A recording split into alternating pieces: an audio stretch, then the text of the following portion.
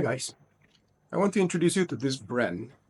It's called the Notbrand Pursuer of Emotion. All right, hope you can see it here. The Notbrand Pursuer of Emotion is a local brand. It's actually a Malaysian brand created by two guys based in Penang, and this is their first effort. So I first heard this a few months back. I first heard this a few months back, and I was very impressed with the sound. I really liked the way it was tuned. But then I found out the price, and then I was a little bit shocked. Uh, Let me explain a bit further. But basically, when I heard the price, there was a bit of a kind of a bias, a local bias, thinking like, how can a local brand cost so much? It's not possible. Then you think about the fact that Elysian is a Malaysian brand, so is Alpha Omega, and hey, no one complains about the price, right? It is what it is. It's all about the quality of the tuning and the components. So today, let's talk about whether the Notbrand Pursuer of Emotion, called Notbrand Pursuer for short,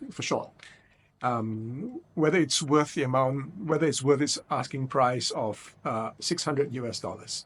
Okay. The Pursuer has a single dynamic driver. So one of the key things that I want to find out is in the context of single dynamic drivers, how does it fare against the other key players in the market?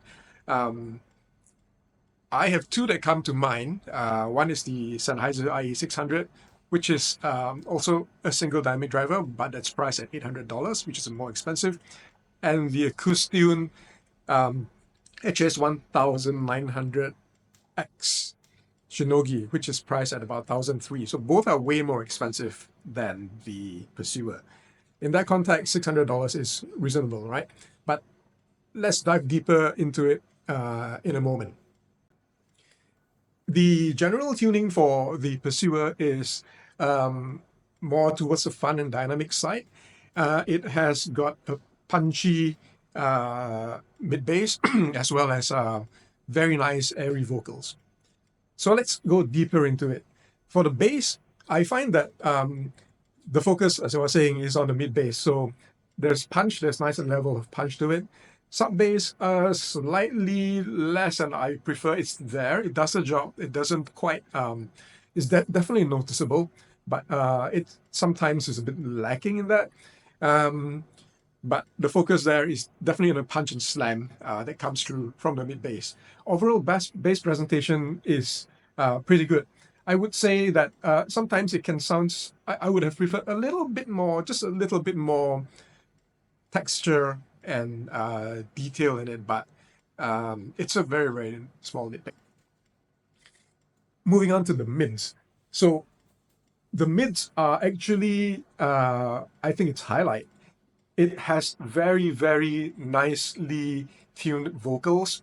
The definition, clarity, emotion of vocals come out so well on this set, especially female vocals. So we know that based on what I'm saying then is there's a slight emphasis in terms of the upper mids for the that comes out true in the female vocals. So male vocals will also benefit by having a lot of detail in terms of clarity, resolution, transparency, and emotion, but it can sound slightly thin, just slightly thinner than I would have preferred. It's not as thick. You don't really get that kind of thickness in certain male vocals that you would get if there was a bit more emphasis in the lower mids, but you can't have everything, I guess. So it's fine. It's again a very, very small nitpick. Nothing it's not a deal breaker. Moving on to the treble. Treble is very airy, well extended, lot of details, lot of sparkle.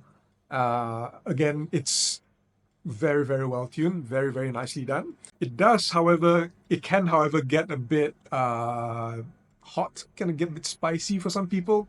It can also get a bit sibilant depending on the track. So I would kind of tread carefully if you are somebody who's treble sensitive. This might not be the set for you.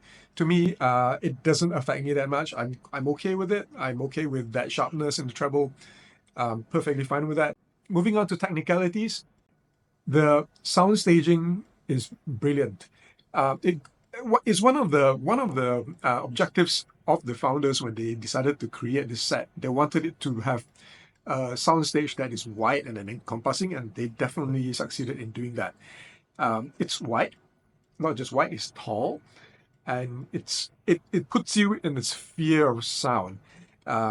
You are immersed in it altogether, and you can tell where all the different instruments, the effects, and positioning is all perfectly done, and it immerses you in the sound. So, not to me, I find that not all IEMs are successful in doing that because you still know that hey, you got a couple of little plastic things plugged into your ear and you can hear it. But this one, when you're listening to it, you're in the sound. You're sitting in the middle of the room with the sound playing around you. Tonality leans slightly more digital or metallic and not analog, but it's just, again, a very slight tilt towards that. So it's not a negative, it's just an observation. It's just the way it sounds. Again, not a deal breaker. I'm perfectly fine with it. I think if you're looking for something that is more analog, maybe the Sora Audio Sunlit might be more up your alley. So another interesting observation that I had with this set, whenever I test IEMs, what I do is I do tip rolling, I do cable rolling. I do this too, just to get an idea of what the capability of the IEM is. Does not necessarily mean it's better with the tip or with a different cable. I just want to get an idea of how it sounds with different components. In this case, I tried about 6 or 7 ear tips or maybe more. Could not find the right one. They were all, bass was too heavy, the treble was too spicy, no bass, whatever, it didn't work. Then I just went back to the stock tips, which is usually what we would do, but I tend to have a habit of just trying my favorite tips on it, like the Divinus, the Asla, Satna, Original. So I tried different tips, different of my favorite tips. They didn't work, and I just went back to the stock tip that is included in the bundle. That stock tip is a SpinFit the SpinFit Omni. The SpinFit Omni is actually meant for true wireless headsets. But in this case, this is what the creators wanted to do. They included the SpinFit Omnis. And guess what? It's perfect. The balance is just right. The right balance of bass, right balance of treble. As intended, the creators knew what they were doing. They tuned it accordingly and they knew what they were doing. Likewise with the cable. I tried it with a few different cables, about 3 or 4. Never really sounded right. I know some of you don't believe in cable rolling. In this case, you can kind of hear some slight difference depending on the material used in the cable. The stock cable was best for me. It worked best, even when I paired it against a few more expensive cable like the Effect Audio Eros stock cable. Perfect. So, bottom line, the tuners knew what they were doing. When they created this set, it's meant to be used out of the box as it is. You don't need to worry about whether you need to change the tips or the cables or whatever to sound better. Just use it as it is.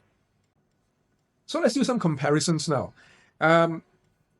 Comparing this with firstly with the Sennheiser IE600, which is also a single dynamic driver.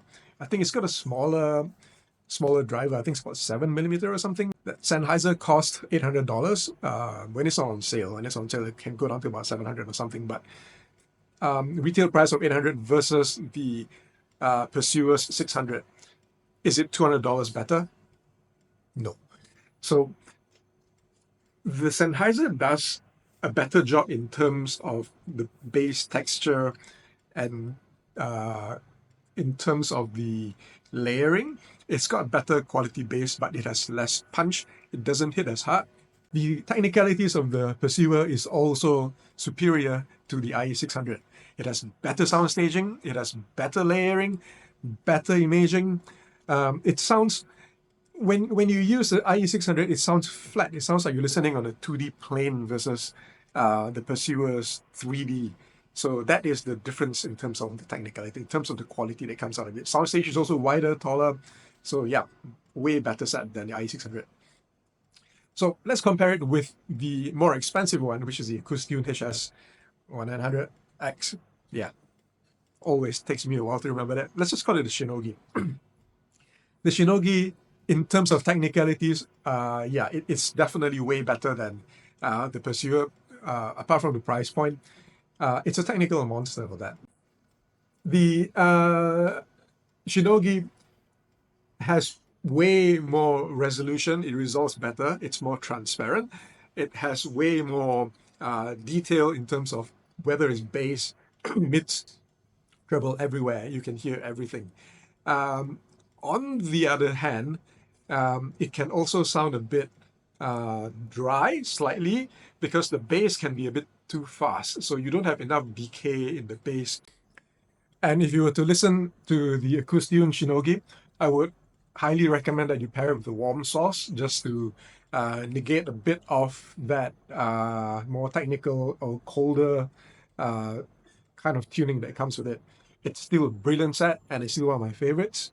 I would definitely recommend it if you were in the market for something in that price range. And let's look at the ranking then. I think it's pretty easy to tell that I prefer the Pursuer over the IE600. So definitely it's a better set than that.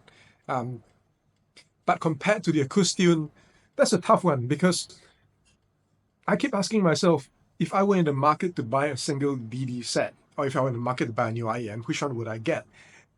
Do I prefer the Pursuer, which is a bit warmer sounding, has the technicalities but not as technical as the Acoustune? I had a hard time deciding, and until today, I still can't decide. I would say it's a draw. It's a draw. It's definitely a draw. Both of them have their own strengths, and they are both just as good in their own way. Some bonus comparisons. I also had a listen with the T-Audio Origin as well as the iSlab Prismatica. So both are different setups with different multi-driver sets. And what did I think of that? I'd say if you recall one of my posts on Facebook, I mean, if you actually follow me there, but I mentioned that these two sets are actually either one of my top sets or they are notable mentions. T-Audio Origin, to me, the bass isn't as good as the Pursuer. The Pursuer has a better control bass. And I find the T-Audio Origin doesn't have as good sound staging as the Pursuer. It's not as wide. Instrument separation isn't as good as the Pursuer. As for the Prismatica, it's a totally different sound. I think the Prismatica, as an old BA set, bass isn't its strong point. It's got good bass, but it just cannot compare. And the tonality and sound is a bit different. It's a bit warmer. I would say it's a tie for the Prismatica together with the Pursuer. So onto the score. I would give the Pursuer a very, very solid 90 out of 100. Highly recommended, definitely. Thank you for watching. Please like and subscribe. See you on the next one.